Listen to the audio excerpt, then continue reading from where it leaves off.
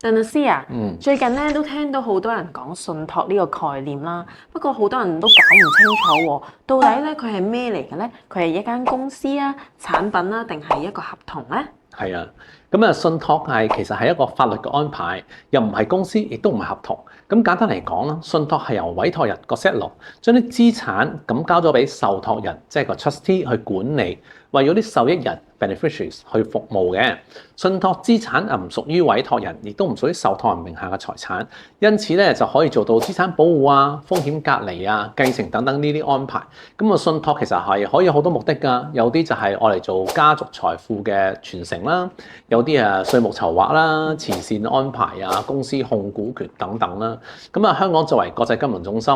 咁啊法律成熟穩定。咁啊，特別適合啲高淨值人士咧，係做啲跨境資產嘅安排嘅嚇。咁特別留意翻啦，其實受託人嘅責任非常之重大啦，有忠誠義務啊，有公正啊，有謹慎咁管理資產啦，否則可以承擔好大嘅法律責任㗎。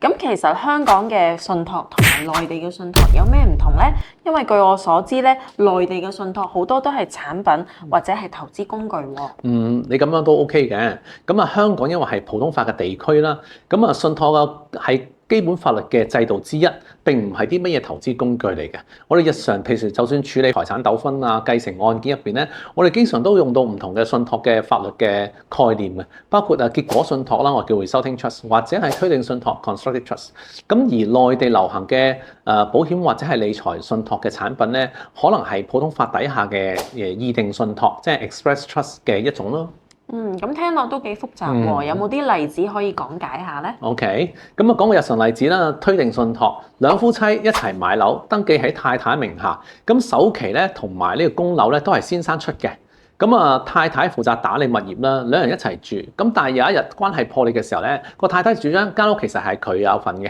咁啊，因為登記咗俾佢名下啊嘛，但係個先生就可以主張咧係自己有份嘅。因為咧就如果法庭認同個先生嘅主張嘅話咧，好大機會就係因為法庭咧係判定咧係存在呢個推定信託嘅關係，太太咧要承認被將物業咧歸還翻俾先生，因為呢個係先生嘅權益嚟㗎。咁如果父母想安排財產俾仔女，又有咩信託咧？呢類咧我哋叫做議定信託啦。舉個例子啦，爸爸有樓有現金，又唔想啲仔女亂咁使錢喎，咁啊就設立咗個信託契約啦。咁啊財產唔喺父母名下，但係亦都唔喺仔女名下。咁咧就仔女咧係受益人，咁啊享有享用權，咁啊唔可以隨便賣樓啊或者動用呢啲資產嘅，要跟足爸爸訂立嘅條件去用呢啲錢咯。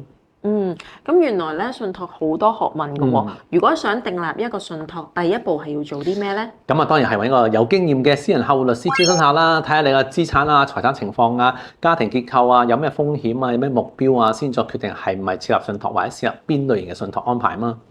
大家記住啦。